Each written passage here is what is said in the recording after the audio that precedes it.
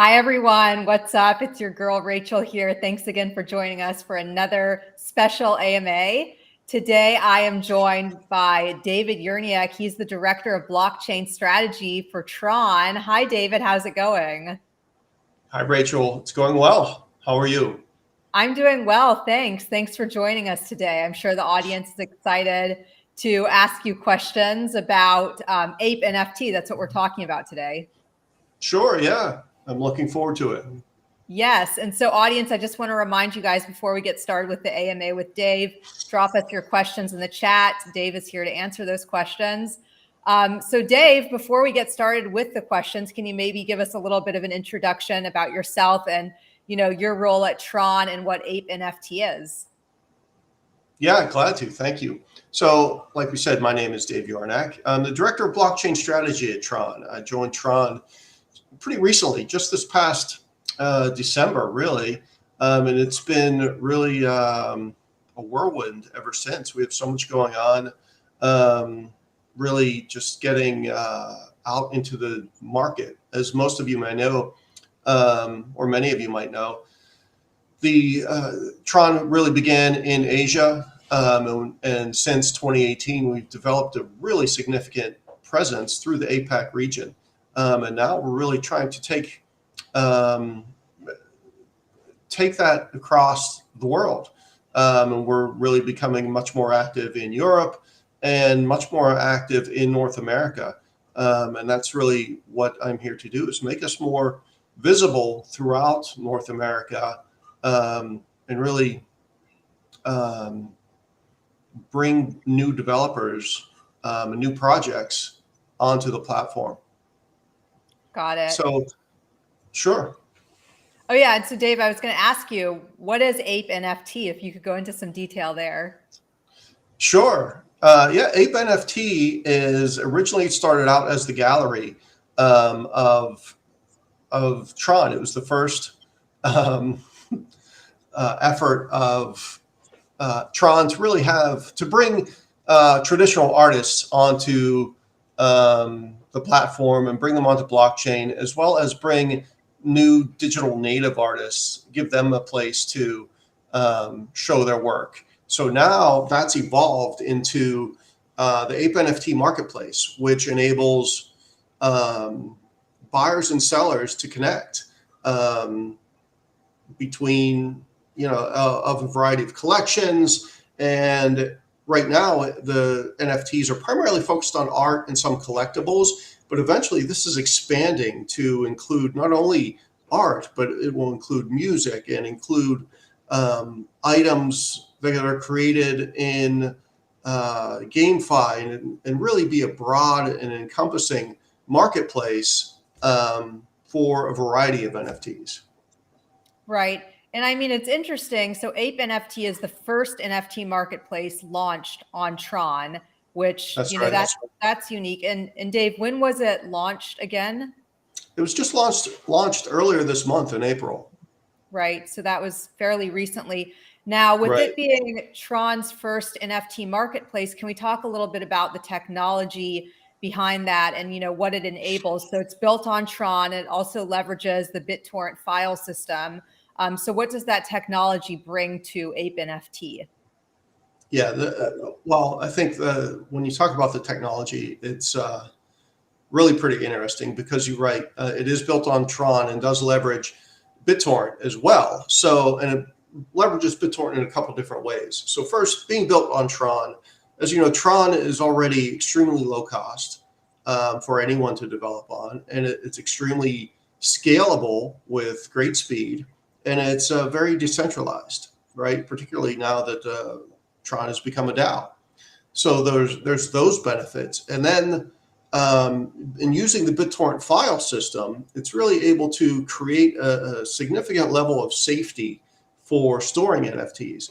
So as you buy something, you can store it within the BitTorrent file system, and it becomes very secure. BitTorrent has been around quite some time, really a long history of sharing files, storing files online. So we're extremely confident in that. And then really another thing that's really unique about it And I think this is really what's going to, or at least one of the things that I think is really going to drive activity is, from the creator side, is that a person could come on there, create their project on the BitTorrent chain, and then have that be available on both Tron and Ethereum at the same time without creating new coins, right? So they wouldn't have to redo that to create an ERC20 or TRC20 protocol. It's really, or even 721 or 1155 or any of them. It's really provides access and really, to some extent, some optionality to the creators because they're on multiple networks right as soon as they launch. Right. Right. I don't know of any other marketplace where that's possible. Right. I mean, I think, and correct me if I'm wrong, this may be the first NFT marketplace that leverages BitTorrent file system, right? Yes, it is. Right. And that's, I mean, that's definitely unique in itself, and I think really beneficial. I mean, you just mentioned one benefit, but I'm sure there are other benefits as well. Yeah. I mean, security is, I think it's really security. It's that multi-access that can be provided. It's extremely reliable. So, it really offers, in terms of security, speed, reliability. I think it's really beginning to differentiate. Right. Now, in terms of the projects on the marketplace, on Ape NFT, what kind of NFTs, you briefed into the beginning the types of projects, but could you maybe go into a little bit more detail there in terms of what NFT projects we're seeing on the marketplace? Yeah, sure. So right now we see projects in two areas, really in collectibles and in art. And the majority of the projects are in art. So one of the most notable collections is called the Meta Zodiac collection that's on the market. And this collection was created by a group called MetaPolyXM. And what it does is show the 12 signs of the Chinese zodiac. And it's inspired by the Old Summer Palace bronze heads. And within the Chinese culture, these are very valuable, very highly respected symbols. So that's one thing. That's one collection that's on there. And that collection is seeing, I think, a great deal of activity. But then another collection that's doing quite well is called Devikin's NFT. Very interesting pictures that everyone should go check out. And then it's the Bored Ape Yacht Club Tron and the Masked Ape Yacht Club on Tron are also two collections that are there, still very popular, still seeing a good deal of activity.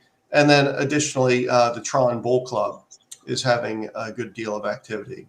Another thing that we're doing in terms of security is we're validating and verifying everything that comes onto the platform into the marketplace. So, and it doesn't happen immediately, but it goes through a process of being validated as being unique and not being a copy or duplicate or, something that shouldn't necessarily be there. And I think that's another thing that really helps to differentiate the Ape NFT marketplace. Yeah, that's interesting. And that's a really good point as well. Dave, now in terms of the projects, so are we mainly seeing artwork NFTs right now, as you mentioned, or, and you right said now, when you go to the site right now, everything is primarily artwork. And, I think a large, to some extent, that's driven by, that's intentional at this point. So we started a sprint in March to really incentivize builders. So this was a $2 million fund, and it's ongoing. So, creators who put artwork, who develop NFTs as artwork to go onto the platform can receive up to $20,000 for their project. right? And so this, it's called the Grand Developer Sprint. It launched on April 6th, and it's going to be ongoing. And there, with that $2 million total prize pool, that's pretty significant. And I think we're going to see a lot of art, at least initially. But then after that, I really expect, I expect to see music. I expect to see sports type NFTs, really a wide variety. Right. Yeah. And I had no idea about the Grand Developer Sprint. So that's interesting. Basically, you're allowing, creators to come onto the platform and you're funding them to allow them to be a part of that. Yeah, definitely. One thing about Tron is that because it is low cost, right, and high speed, it's actually the most accessible, most inclusive blockchain in the world, right? So if you think outside of the U.S. to poorer nations, getting online, developing on a blockchain can be prohibitive because of the costs, right? But if you keep those costs as low as possible, and still provide a high quality service, as Tron does, you open it up to more people, and that's really, I think, part of what we're trying to do with Tron overall, and really with the marketplace, we're definitely moving in that direction. So not only do we fund, not all the developers or all the creators, but we fund many of the creators, but there's 0 transaction fees. We keep the minimal gas fees, or we keep the gas fees very low. And like I said, the initial launches are subsidized. So it really, hopefully I'd like to see the NFTs expand beyond art and really get into music or any emerging artist. I think it makes sense to, a music artist, really makes sense to try to get your product out there. I'm sorry. Sometimes I see the questions coming in and it throws off my train of thought. So if I suddenly seem disjointed, it's because I read something that I thought was interesting or even not, and I just got lost. Right. Yeah, no worries. And yes, audience, please keep your questions coming our way. Dave is here to answer those. But before we take some questions, Dave, I had another question for you. Sure. In terms of the charitable aspect behind this, because right now we're seeing a lot of NFT for good use cases where a lot of the times the proceeds go to charitable organizations. Is that something that is being done on the APENFT Marketplace as well? That's a really great point. We don't have anything planned right now, but that's definitely something going forward I could envision being as a possibility. So right now, really, what we've done from a charitable sense is to have free exhibitions of art, and these are in person. So these would be, displaying the art, providing art education for no admission, open to everyone, and really making the art accessible to a much wider audience than it might normally have. Right. So we had a variety of these events planned throughout China. And unfortunately, because of COVID and the, somewhat severe lockdowns within China, they've all been canceled. But I would think that once everything kind of clears up, we would move to make those possible again. Right. Okay. I'm going to take a question from the audience. Nicholas is asking, how do you apply? I assume that's referring to the fund that we were just speaking about. Yes, go to forum.trondao.org and you will be able to find the developer sprint page. So when you go to forum, go to the APENFT category, click on that, and then you'll see the marketplace developer sprint. Click on that again, and you should be able to figure it out from there. I assume you're pretty bright. Great. And then you said, Dave, the applications are through May? No, Or I don't think they started April 6th, but they're ongoing with no okay, end date set. awesome. Mhm. Yeah. So there's a question about Binance Chain. I don't have any details on that, but BNB Chain is something we're integrated with already in other areas. I would expect it soon to be coming to the marketplace as well. So yeah, I would watch out for that. Yeah, I was just about to ask that question from the audience because, you mentioned multi-chain, and I think that that's a really important aspect because there are so many benefits to that. Mhm. So that's a great question to point out. Let's see here. Mono Haran is asking how the entire ecosystem works without transaction fees. Yeah, fair question. I think it's a logical question, but it's not. Tron is a very broad, very diverse ecosystem. We have an incredibly significant market share of the stablecoin trading business. We do a variety of things elsewhere as well, across DeFi, across cross-chain, and everything. And it's not that it's no fees; it's that the fees are low, right? So that's why we have such high volumes. When you look at the market cap of Tron versus, let's say, the market cap of Ethereum in terms of stable coins, Tron actually has Tron's obviously far smaller than Ethereum. However, we actually have a not much larger, but a fairly significant larger share of the stablecoin business than anything on Ethereum. And that's because of the attributes that we bring in terms of cost and speed and security. And that's really what drives, or part of what drives the entire ecosystem. And again, it's about being accessible and inclusive to the broader community. So, and by the way, Tron is a not-for-profit DAO, right? So it's not necessarily our end game is to make as much money as possible. That's not why we're here. It's not necessarily, our mission now that we're a DAO and we're a not-for-profit.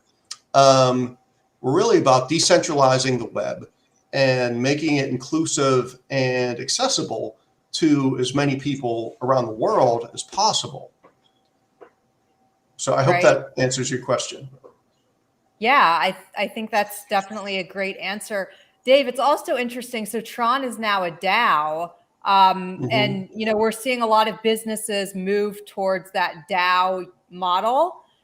Maybe you could go into a little bit of detail there as to what exactly that means and what has changed from, the Tron network to now the Tron DAO. Yeah. Well, to be honest, I wasn't around in the Tron network days. So like I said, I just started in January. So I really only know Tron in the DAO form. So, and just working with that, I think we're, to be honest, there's a lot of things we're still learning, but a lot of things that that we have already worked out and that we're, trying to just work with and deal with. So some of the things, there's some operational things within being a DAO that are a little difficult or challenging to work out. And that's, just signing a contract. You have to have a legal entity to sign a contract. And, because DAO really doesn't sign contracts as of right now because that legal framework isn't in place. So DAOs are really fairly far ahead of, regulation and laws. So, you have to kind of play within the structure that's there. And other than that, I really haven't seen much differences. I've worked in a variety of traditional companies my entire career, but I really haven't seen too many significant differences at this point. I think more will emerge as we go forward. But for my day-to-day work, it's not terribly different than working anywhere else. Mm-hmm. Yeah, that's good to know. And I think, now we're also seeing NFT communities kind of form their own DAOs as well. Mm-hmm. Do you think with APENFT, it's the new marketplace on Tron, do you think that we're going to start seeing some of these NFT projects have DAOs associated with them? Yeah, I think anything is possible in the world of crypto. I would say never. So yeah, I think it's entirely possible. If it makes sense, you could see it happening. I mean, there's not every situation is appropriate for blockchain. I'm sure not every situation is appropriate for DAO as well. But if it can be worked out to make sense, then I would certainly envision that. Right. Now, in terms of user safety, because the NFT space, we've seen rug pulls, we've seen scams. How is Ape NFT ensuring user safety? Maybe there's an education aspect there where, the marketplace has content that's educational. What is being done to keep users safe on the marketplace? Yeah, definitely. That's something that has been a concern even back when it was just the gallery. And those things are prevalent in the NFT community. And I think when you look at the recent report that was done in the U.S. and the specific regulatory agency escapes me. It might have been the FBI when looking at money laundering and how that might occur through NFTs.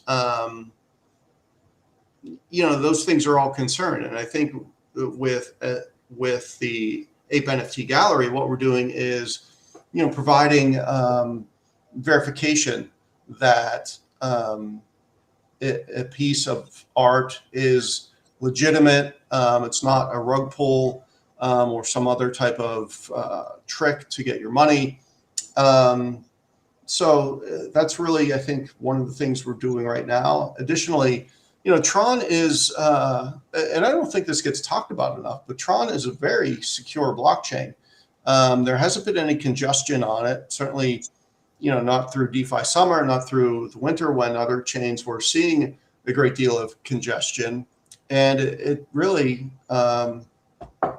it hasn't been hacked. So it's, the block height is about 40 million with over 87 million accounts. It's a very secure, it's a very high quality chain.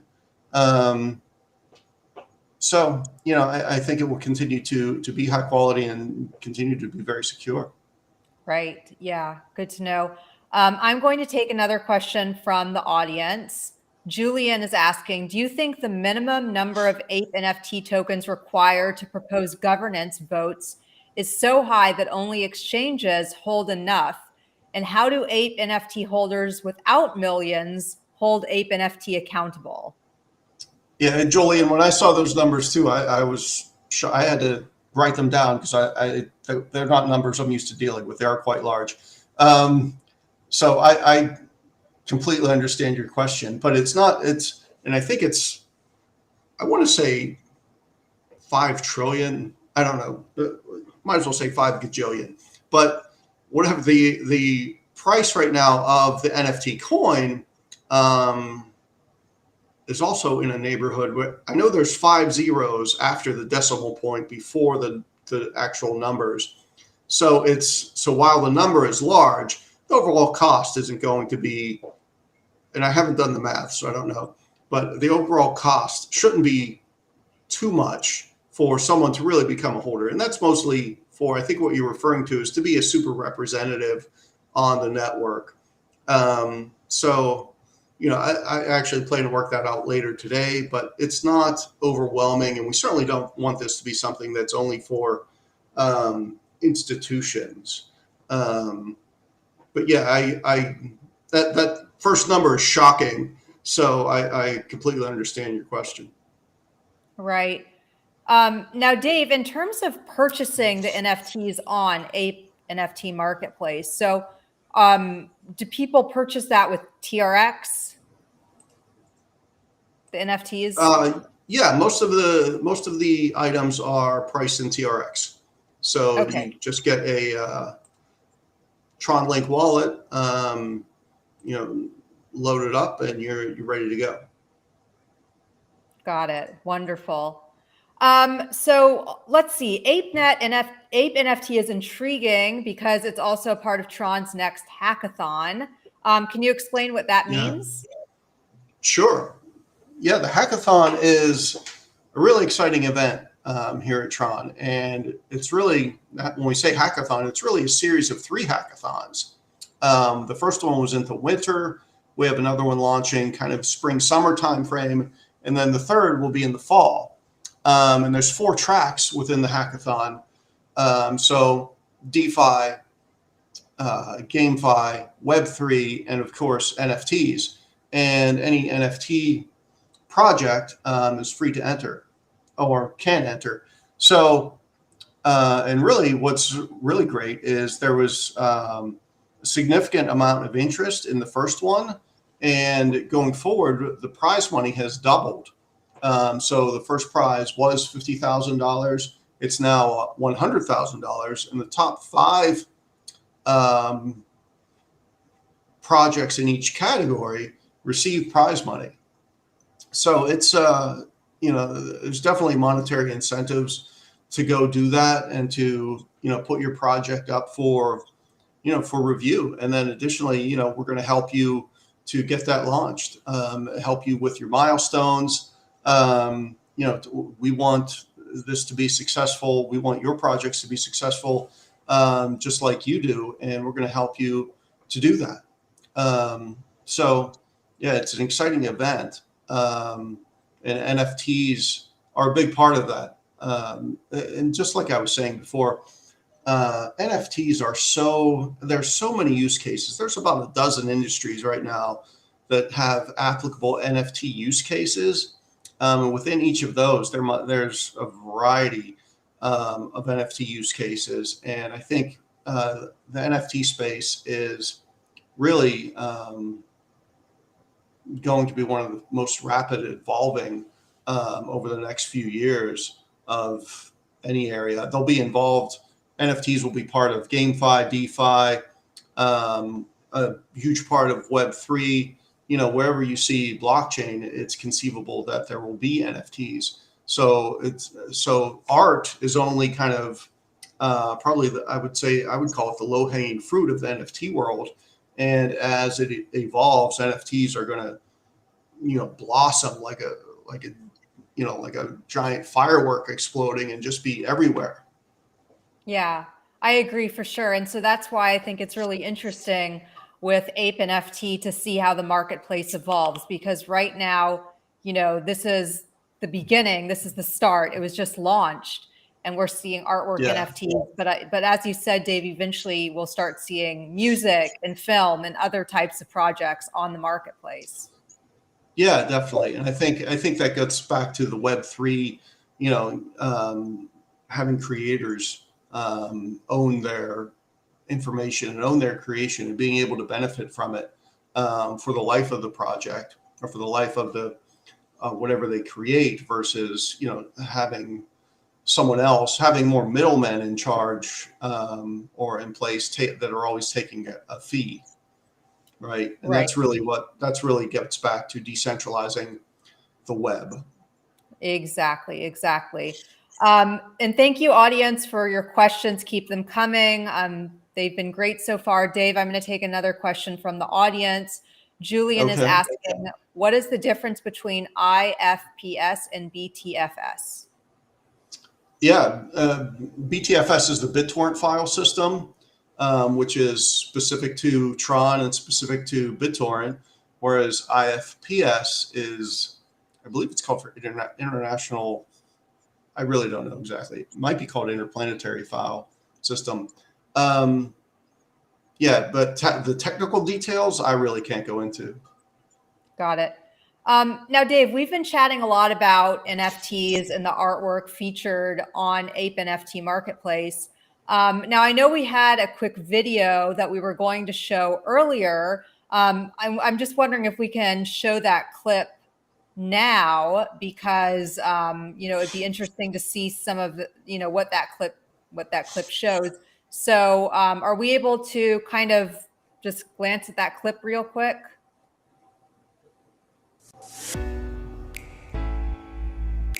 Welcome to the APENFT Marketplace, where everyone has easy access to NFT trading. We believe NFTs are not a luxury for the few.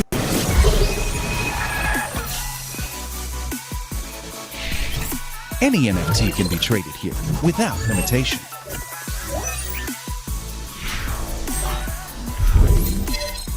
We apply 0 transaction fees at the initial stage of the marketplace. As a creator, you can earn extra royalties upon each trade of your work. Isn't it amazing? APENFT Marketplace has launched the one and only Tron 101 program. The 100 most popular NFT projects will receive funding from our Tron 101 program.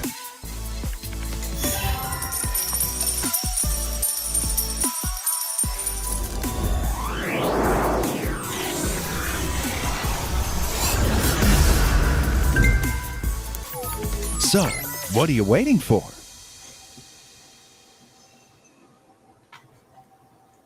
Great, wonderful. So Dave, that video, I'm assuming that featured some of the artwork that's on the Ape NFT Marketplace, correct? Yes, yeah, I believe so. I thought it looked good. And importantly, the 101 program is different from the developer sprint. So that's a separate pool of money. Okay, can you explain what that is? Because I wasn't aware of that either. Program. I honestly can't give you too many details about it at this point. Okay. Okay. Well, I'm sure, no worries. I mean, I'm excited to hear about, how it develops and what's to come, but it seems like the marketplace is doing a lot to encourage creators to produce their projects by funding them, which is a really great incentive because you don't see that a lot of the times on some of the larger marketplaces. Mm-hmm. Yeah, I think so. And I think that goes back to, we want it to be inclusive, and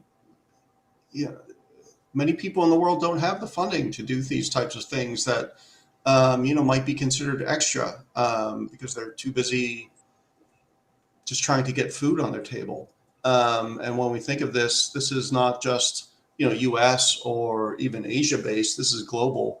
And that's what we want to really make happen is provide a global forum for everyone to participate and be that inclusive, accessible blockchain. Right, definitely. So I'm going to take another question from the audience. Javier is asking, how does Ape NFT compare to Nifty Gateway, Mintable, or Coinbase NFT?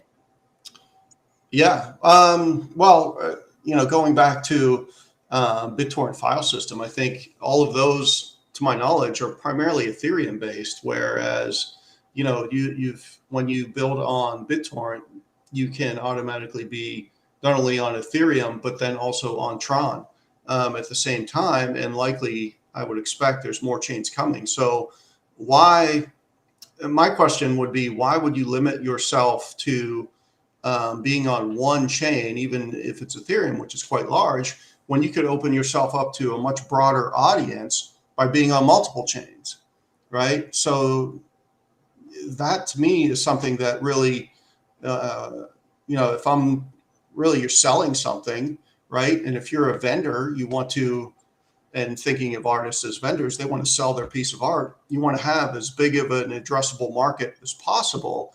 And in doing that, and to do that, you have to be on multiple chains. And I really think, we're part of what we're doing at Tron. Part of what we believe is that it's going to be a multiple chain world, but all those chains need to be connected, right? And that's what we're trying to work towards, is developing that interoperability among the chains.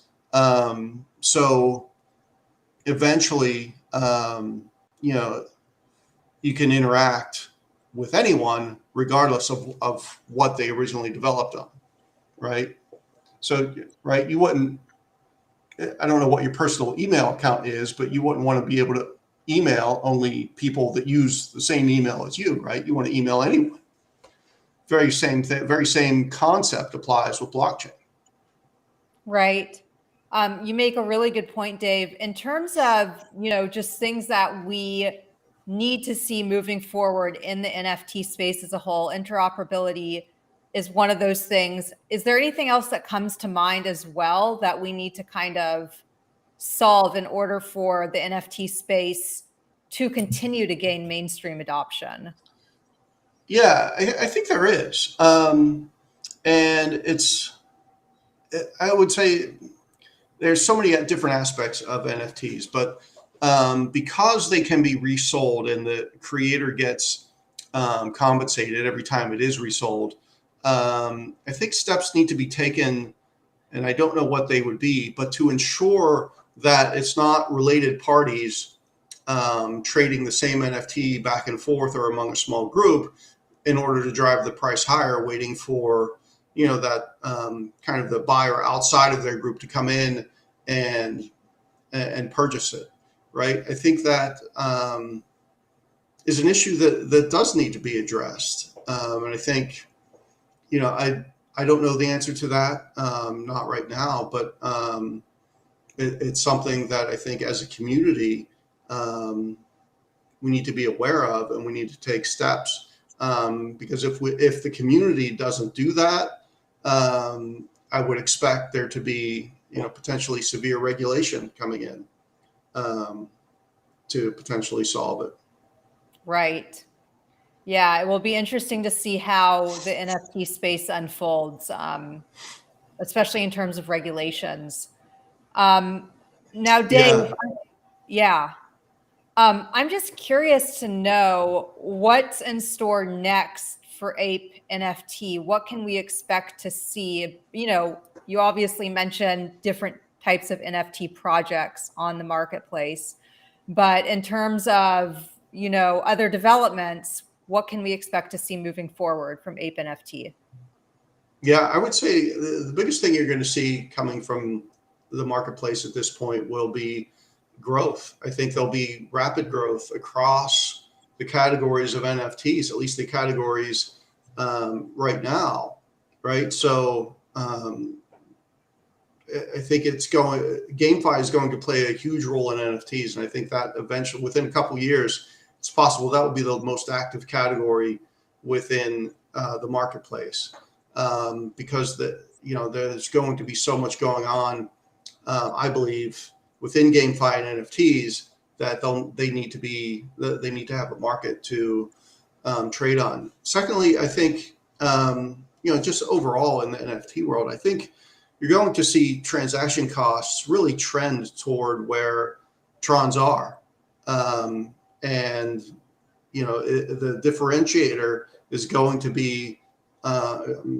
differentiators among marketplaces really are going to be security, storage, speed, cost, even though those costs becomes more common. And then I think eventually, as those all work out, because Tron is so far ahead, Tron will end up being a leader in NFT trading and exchanges, in my view. Yeah. And Tron has been around for a very, very long time. I've been in the blockchain world, perhaps, but it went live in 2018, it's a little over 3 years old, which is, in the terms of a company, it's not that old. The growth has been amazing during that time. But yeah, it's really not that old of a company. Right. But it's not as new as some of the other companies that we're seeing now that are just, popping because of the NFT boom. So it's an established network. Now, we're getting questions coming in from the audience, which is great. We have a few more minutes, so I'm going to take those. Actually, this one's a really great question, Dave. So an audience member is asking, will NFTs minted on Tron, will those be able to be sold on OpenSea and other NFT marketplaces? That's a really good question. I would have to say yes, because that's the whole purpose of being multi-chain, right? So if you could, and if that's wrong, no one would be mad at me. But, you know, I think so. If you minted on Tron, and then you could potentially list it on OpenSea. As I think about that, I don't know if it's possible, because it wouldn't be able to be, I don't believe you could have the same thing listed in two places, just the way NFTs work. Right. So, but if you mint it on Tron and don't list it on the marketplace, could you move it to an OpenSea? I think that might be possible. Yeah. Like, honestly, I don't know the exact answer to that. Yeah, it's a good question. And I mean, I think, I think the audience is really curious just about that functionality. I mean, Javier is asking, with APENFT, can you use one of those NFTs to sell to a different ETH wallet? So I think, you know, if you want to answer that question as well, but it seems like there's kind of, you know, a lot of questions about this topic. Yeah, I think all those things are possible, because that's the whole point of being multi-chain, is that you have access to this variety of, you know, your wallets and other exchanges. So it's certainly possible. Right. And I don't answer all the questions. I don't know the answers to all the questions. I'm sorry. I'll answer the ones I do know. Yeah. And I mean, definitely. And it seems like, you know, there's still a lot of development. I mean, the network, APENFT, was launched just this month, right, Dave? Yes. It's still April. Yes. So it seems like there's still a lot of development, but, you know, it's exciting because the audience does want to know more about the network, which, you know, I'm sure as those details come and you can reveal and answer these questions, we'll know more. But I think just part of this is that it's such a new development, a new marketplace. Yeah, and it's launched, and, you know, at least to me, I'm still learning, not only about Tron, but about everything that's going on with the marketplace. So, right. You know, I'm sure there'll be a lot of changes over the next few months, but I think we're definitely on our way. Definitely. Wonderful. Well, Dave, it's been a real pleasure. I know we're basically out of time, so I just want to say thank you again for joining us today for the AMA. It's been wonderful. I also want to say thank you to the audience for being so interactive and for sending us so many questions. And I also want to remind everybody to please subscribe to Cointelegraph's YouTube channel. We do AMAs like this quite frequently. Dave, before we sign off, I'm sure the audience would love to know how to get in touch with you, or if they had more questions about APENFT. So can you kind of tell them how to do that if they wanted to? Of course. Get in touch with you? Yeah, you can find me on LinkedIn pretty easily, or just email me at dave@tron.network. I'm always willing, and I'm glad to engage with everyone in the community. So, you know, just give me a shout. My email address is pretty simple. And that's Dave, DAVE, @tron.network. Right. Wonderful. And then Dave, in terms of APENFT Marketplace, if people wanted to learn more, are there any resources, you know, besides the website that they should go to? I would go to forum.trowel.org, and there's a lot of information about the NFT site there, including the developer sprint. Wonderful. As well as the hackathon. Great. Wonderful. Well, thanks again, Dave. Thanks to the audience. You guys have been great, and we'll see you next time. All right. Thank you, Rachel. Thanks for having me. Thank you. Goodbye. Bye.